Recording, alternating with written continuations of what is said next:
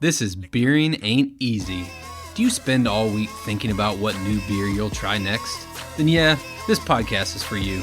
Come join us while we try new beers, share our ratings, debate craft beer culture, and in the process, throw a few jabs at ourselves. So crack one if you got one, and turn it up.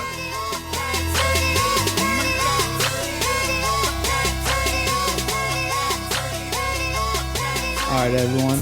Welcome to Beering Ain't Easy, episode 7. So, Drew, last week we had a fantastic beer. Yes, we did. It's called Peeper, which is Drew's neighborhood nickname I established last week. You just need to take that crap out of here. As far as I'm concerned, it will be his nickname from this point forward.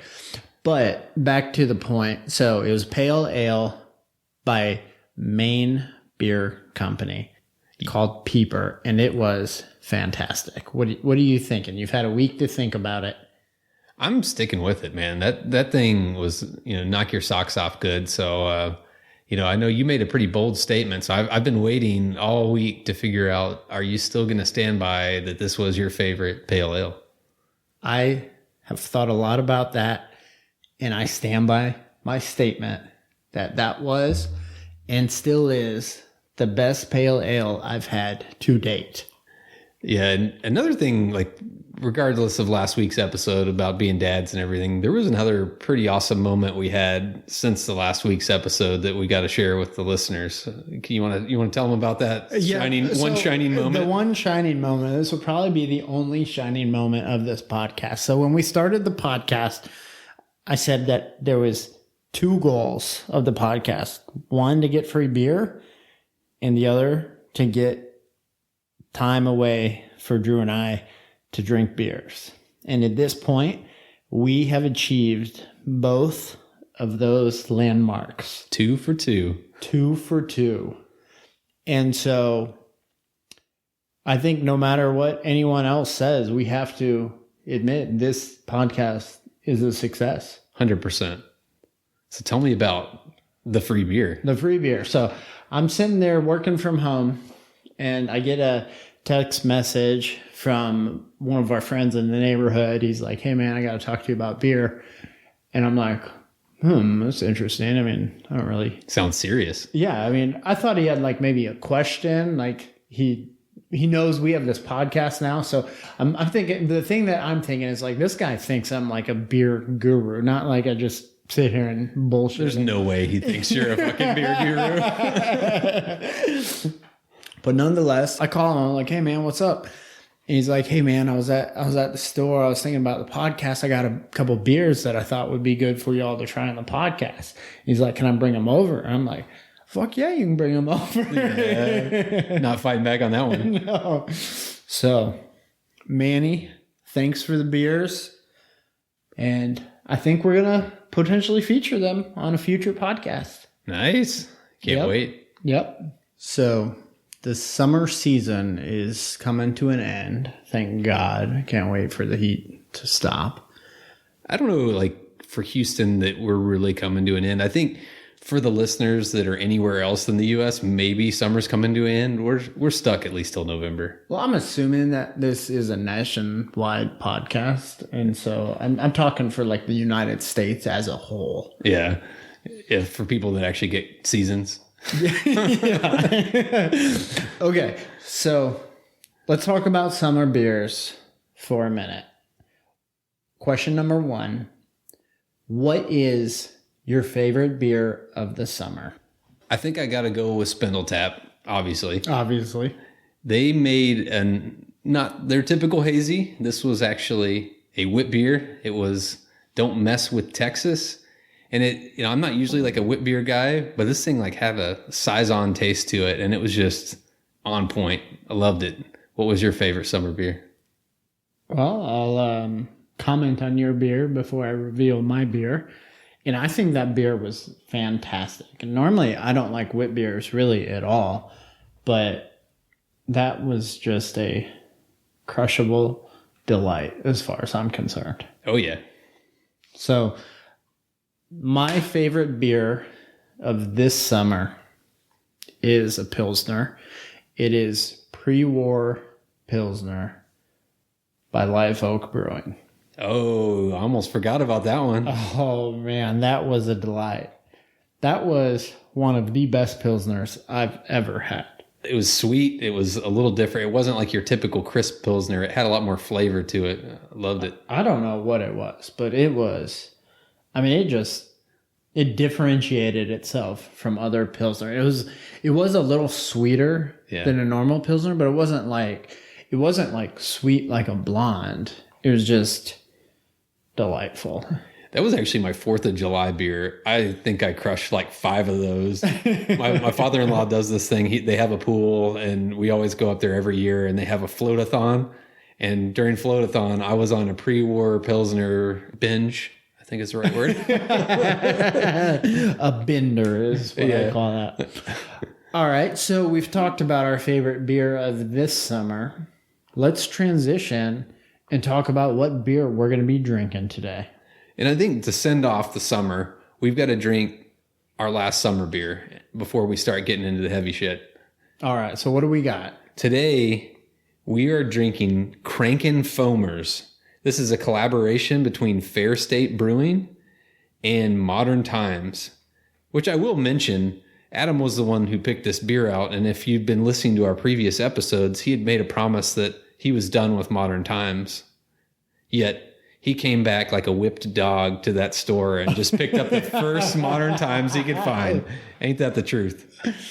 I was just playing hard to get with Modern Times, showing my disappointment with that beer.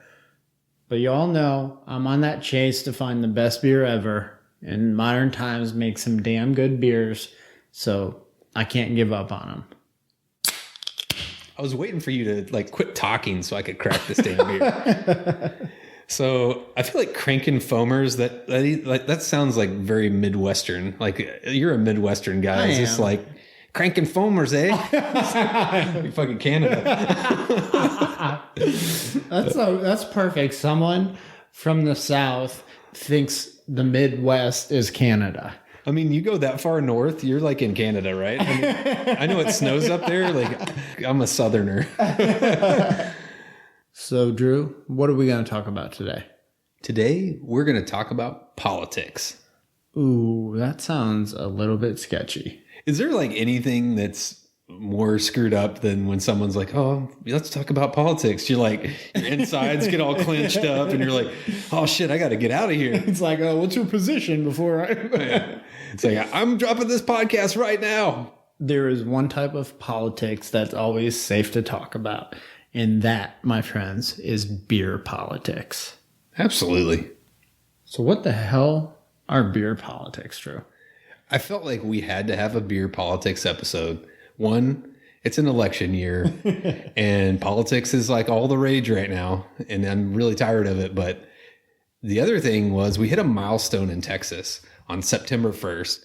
It marked the 1-year anniversary of Texas becoming the 50th state in the nation to allow beers to be sold to go.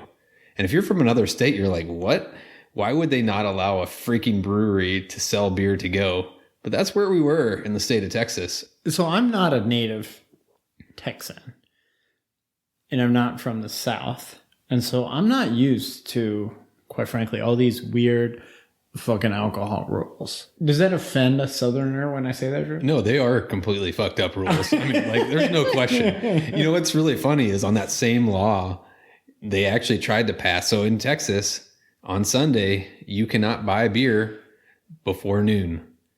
And when I grew up in Arkansas, you couldn't buy beer at all on Sunday. And so Sunday... The Lord's Day. It's the Lord's Day. And so they tried to pass on the same law that they would relax that to 10 a.m. Total failure. Because there's been so many times I'm in HEB and I'm in the checkout and I got 4 6-packs and I'm like, yeah, I got up early. We're Sunday morning. And they're like, crowd. Excuse me, sir, but you cannot buy that beer. It's Sunday. What's wrong with you, sir? I always imagine like these laws were created by those like little old ladies that like had the purple hair from the dye, and they're like looking at you. You're like, you motherfuckers should be in church. Yeah, I don't know what the deal is, but like it's such a deflating moment. Just like So take a step back to the breweries not being able to sell beer to go.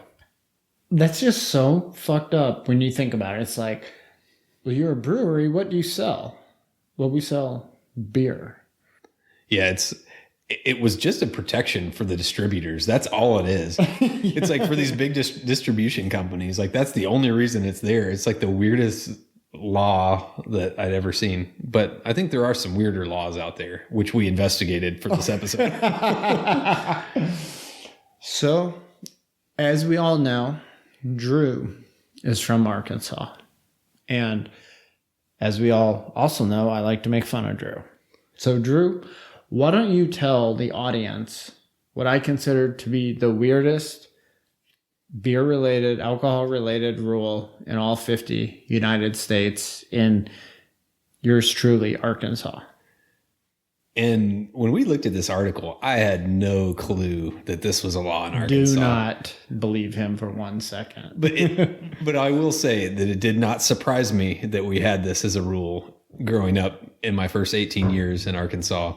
So the rule is, if you get arrested with a minor in possession of alcohol, not below the age of 18, but between the sweet spot ages of 18 and 21, the judge can ask you to write an essay about responsible drinking as part of your punishment. I don't think it was asked. I think the judge can require you to do that. I want to find someone that had to write an essay, and I want them to send it to me so I can read it on air, because that sounds fucking hilarious. I wouldn't be looking out for the audience right now if I did not ask them this question. Have you written the essay? Let's come clean here. I haven't, but I kind of want to write one. Maybe after a podcast where I'm good and toasty. Go back to your glory days. Yeah. I just realized that if I knew this, like, I mean, I was writing all kinds of, and you're 18, you're writing college essays and stuff. That would have been the perfect time to write, this is why I shouldn't drink alcohol essay. All right. So we've talked a little bit about Drew's past. Now I feel like I need to talk about my past. So I grew up in Iowa. When I graduated college, I moved to Baton Rouge. Then I moved to Las Vegas. And so Iowa didn't have any complicated alcohol rules, but they didn't have like any crazy, you can do whatever the fuck you want, alcohol type rules. I thought the only rule in Iowa was there are no rules. I think you just had to get drunk within a cornfield and then everything was legal, right? That's a real thing. Yeah. Like high schoolers, like, they'll get drunk like in a cornfield. What else is there to do? He's jealous. So getting us back on track here. So when I moved to Baton Rouge, really the first thing I noticed is you could pretty much do whatever you wanted in Louisiana. I would expect nothing less from Louisiana. So one of my first experiences was the drive up daiquiri bar. And so I'd kind of heard about it before I moved there, but I didn't really think it was a real thing. And so, you know, there you could drive up to a daiquiri bar and get a daiquiri basically to go, just kind of like any other fast food drive up. So my friends all thought that was real cool. So one day I picked up one of my buddies from the airport in New Orleans, and, you know, all my friends had never seen anything like that. So they always wanted to go to places like that. So I'm not really like a big daiquiri fan. Yeah, I seriously doubt that. At least publicly. So I take my buddy to this drive-up daiquiri bar, and he thinks getting the drive-up daiquiri bar is like the coolest thing ever. And so that moment, I found out that like those drive-up daiquiri bars, they're not drive-up daiquiri bars. They're like full-blown bars. Get whatever the fuck you want there. So I'm able to just get a Jack and Coke there. Yeah, the only rule is you just have to tape that freaking straw down, and everything else out the window. And we did every time. So I had that experience in Louisiana. So then after Louisiana, I moved to Las Vegas. And so I go from one area where you can get the drive-up daiquiri bar, and basically walk around New Orleans and whatever and drink whatever the fuck you want. In Las Vegas, I think we all know what goes down in Las Vegas. Yeah, both states are like open carry states, which I think is like the best thing. If you're someone that's a drinker, you're like, can I take a beer with me? Yes, sir. And so then I moved to Texas. Dun, dun, dun. And I think everyone knows what that looks like. So my, in terms of beer politics or alcohol politics, my welcome to Texas moment was like probably like a week or two after we moved to Texas. My wife and I were at the grocery store and, you know, we're like going up and down every aisle looking for a bottle of liquor. Can't find it anywhere. And so finally I asked like a store clerk, I'm like, where on earth is liquor at? And they just look at me like, what the fuck is wrong with you? Like, this is a grocery store. Yeah, what planet are you from, bud? And that was the exact moment where I realized how little I knew about the alcohol laws in Texas. But it hasn't been all doom and gloom in Texas.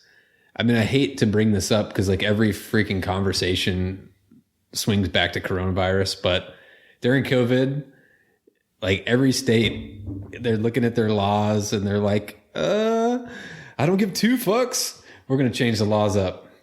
You want to take a margarita to go from the Mexican restaurant? You get that margarita to go. It's been glorious.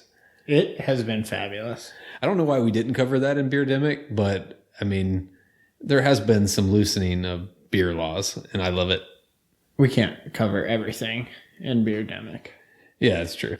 But they're like, I guess one thing in COVID that, you know, like the to-go laws were pretty awesome where they say, okay, yeah, we don't care if you're not cooking food up anymore. We're going to allow you to take some stuff out. But there was this whole drama around the 51% rule. Hold on.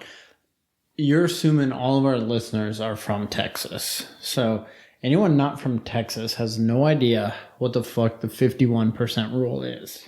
Okay, 51% rule means you get 51% of your sales from making food, not alcohol. So if you're a brewery, but you sell a little bit of food, but most of your sales are from beer and you're 49% food, you are not classified as a restaurant. And so during COVID, you were shut the F down.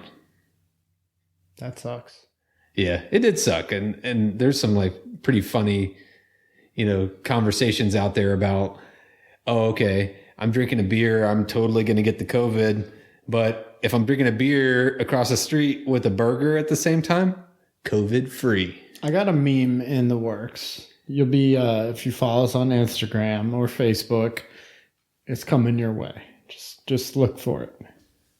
So the last topic we have on our agenda, you know, being an election year and all, is the question that everybody, and when I say everybody, I mean nobody has on their mind is, absolutely nobody. like the question everyone has for our current president is, if you were a beer, what type of beer would you be? I have no idea where you're going with this one. Oh, you will find out. Unfortunately.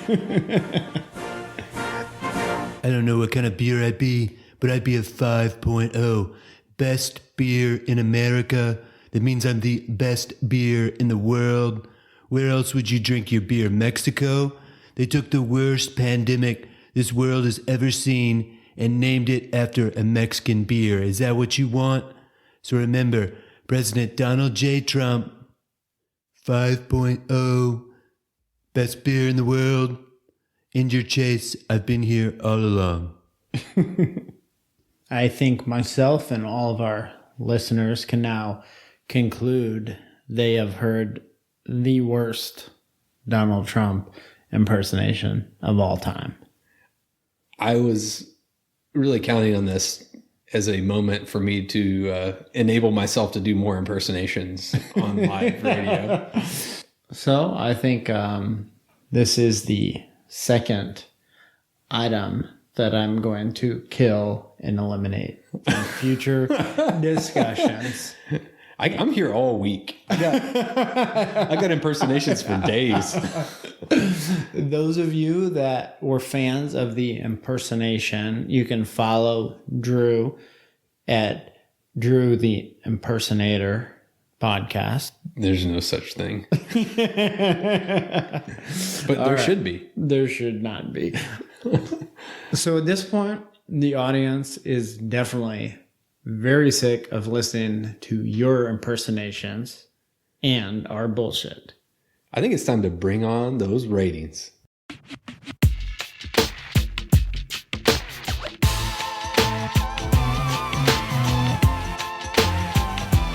right, Drew. So it's time to get down to business. But before we do that, why don't you tell the audience about this beer a little bit more? So remember, we're drinking Crankin Foamers by Fair State Brewing Cooperative, which is in Minneapolis, Minnesota. It's called a Midwest Coast collaboration because they're with Modern Times, because Adam could not resist the Modern Times. And Drew wanted to honor my Midwest heritage by selecting this beer.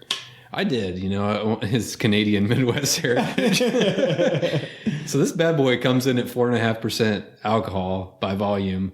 And I just saw on the side of the can that it's labeled as an American Slammin' beer. That is my kind of beer, then.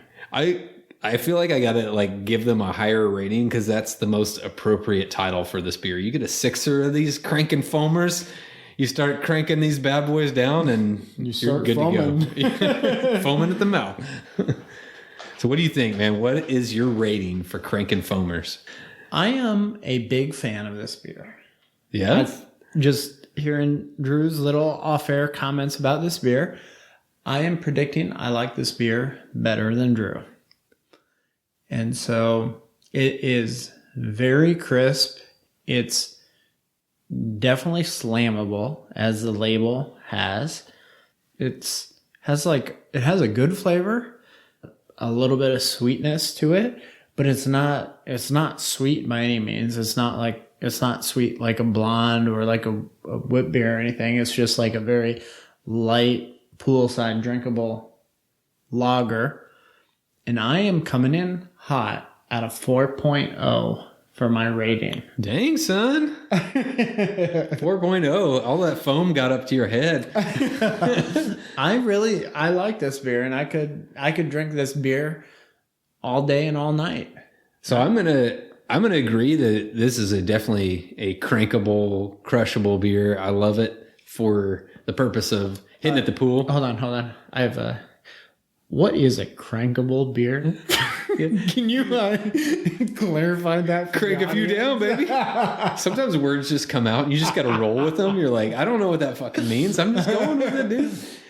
All right. So I'm not going to go as high as you on this beer, but it was 96 degrees outside today, and I could see drinking one of these in the middle of the heat.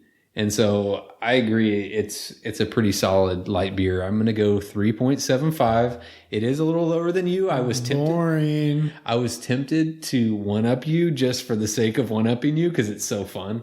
But I'm going to stick to my gut here. You heard our ratings. You heard Drew's pathetic impersonation. And I'm sure you do not want to hear anything else from us. Well, wait. Before that, it's an election year and you may not be into politics. That's okay. There's a third-party candidate out there coming in from Russian River Brewing in California. They made a beer called Pliny for President. And so if you're feeling apathetic this year, at least go vote and write in Pliny. It's a winner every time. How much more of a drunk can someone be than writing in the name of a beer for their president? Well, you heard Drew's pitch. You'll at least have one vote.